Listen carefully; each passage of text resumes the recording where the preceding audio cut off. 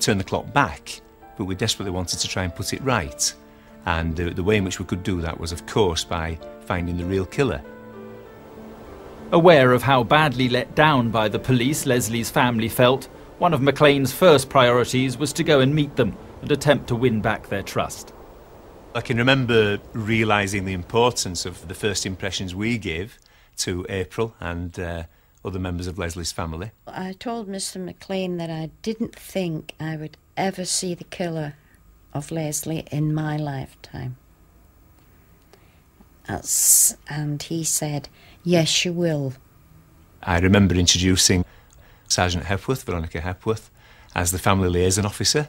That was a very, very interesting meeting, to say the least. April first words to me was, well, you've got your work cut out, girl. So we knew that the reputation of West Yorkshire Police wasn't at its highest with Lesley's family. Lacking any new lines of inquiry, McLean was determined to leave no stone unturned. I went up to Wetherby Laboratory and I spoke to scientists up there about the potential for reviewing the forensic evidence in the case. And we established that there was only one thing remaining in all the exhibits, in all the case, and that was an envelope, and that envelope contained some sellotape tapings. At the time of the original examination, the surface of Lesley Molseed's clothing would have been taped, so they would have got strips of sellotape and pressed them down onto the garments and lifted them off to collect any fibres that might have transferred to them. The discovery was fortunate, and it had the potential to be hugely significant. We knew at that time semen had been found on Lesley Molseed's pants, so there were some thoughts around, is there a possibility that some of the semen could have also lifted off onto the sellotape? And it was put to me that it might be possible to extract that semen and obtain a DNA profile. But it was by no means a certainty. This was uncharted territory for the Forensic Science Service. A DNA profile had never been obtained in this way before, so scientists experimented with dummy strips of sellotape. Once confident of their method, they went to work on the originals. They only had one chance to do it right, as the process would destroy the tape. Their first success came with the discovery of sperm heads in the material they'd extracted from the tape. Then came the result police and forensic scientists had hoped for: a DNA profile of the killer of Lesley Molseed. This was such a big breakthrough. This was a case that at that time was 25 years old. It was the oldest case that we'd ever worked on, and it was the first time this type of technology had been applied to that type of retained material, so it really was very, very exciting. Police began collating DNA samples, keeping the existence of this crucial new piece of information secret so as not to alert the killer. But as the months and then years passed and no match was found, the family's hopes began to fade. I thought, we are never going to find out who it is. Why is he not in the database?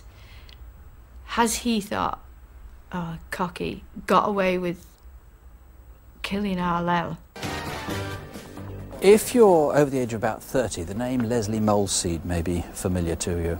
Her face became a poignant symbol of child murder. In February 2003, Max McLean used a television appeal to publicly announce the existence of the DNA profile for the first time. All we need is a name.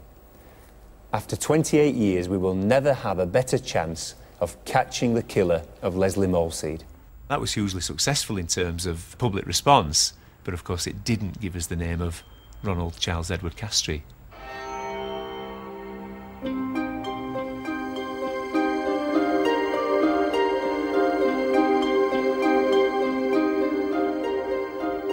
Since 1990, Castry had been running a comic book shop in Ashton-under-Lyne. At the time, his chosen business raised no suspicions, but his motives have now been cast in a new light. We wonder whether that particular type of occupation does give him access to children and to the world of fantasy. It was his cover.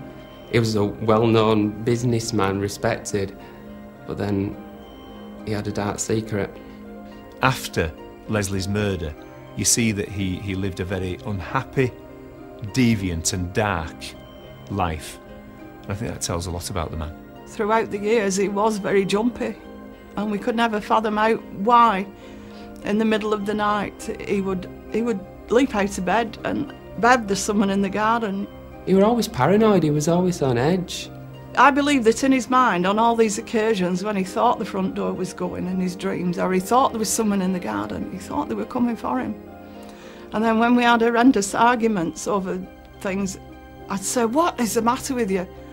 And he'd go, "If only you knew, Bev." I never suspected. And I'd say, "If only I knew what?" And he'd go, "Leave it, Bev, leave it. You're like a dog with a bone. Just leave it." Castry's 26-year marriage to Beverly finally ended in 1997. By then, he had evaded justice for 22 years, and he must have believed the police would never catch up with him. But as he began his new life, his dark sexual secrets and his use of prostitutes were to prove his undoing.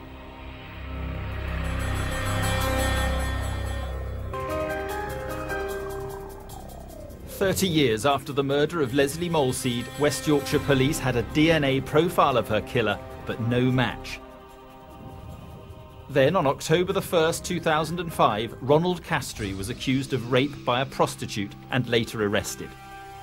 Although the police didn't charge him, new laws allowed them to take a routine DNA swab.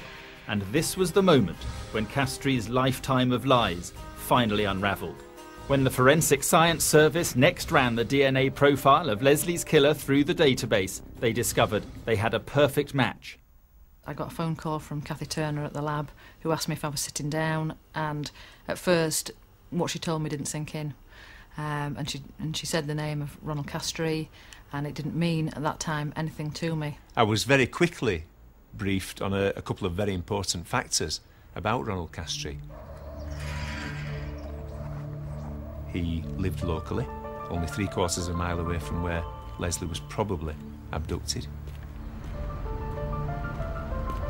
He had a conviction for a sexual offence that was quite similar in its method used to the abduction and killing of Lesley, and that he was a taxi driver and therefore had access to vehicles. So there was 3 very important factors that were immediately brought to my attention, and of course were of great interest to us.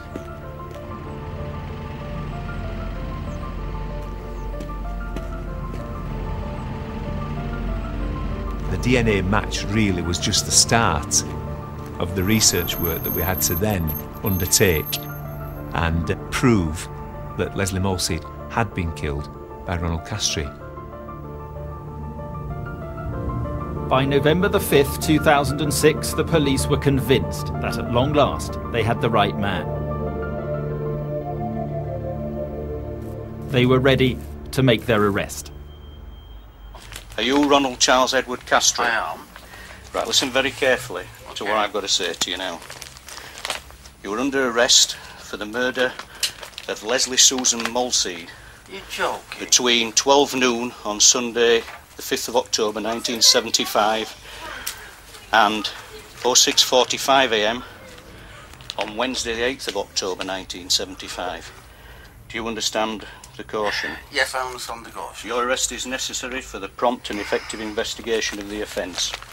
It's ridiculous.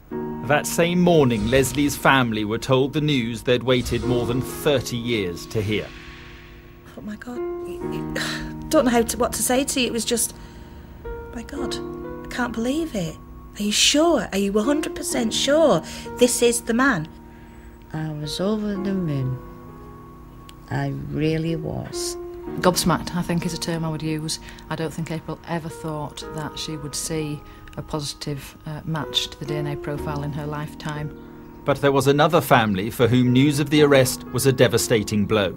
When they said that, we've got your dad on suspicion of murder, my world just fell apart. I said, "Are you sure?"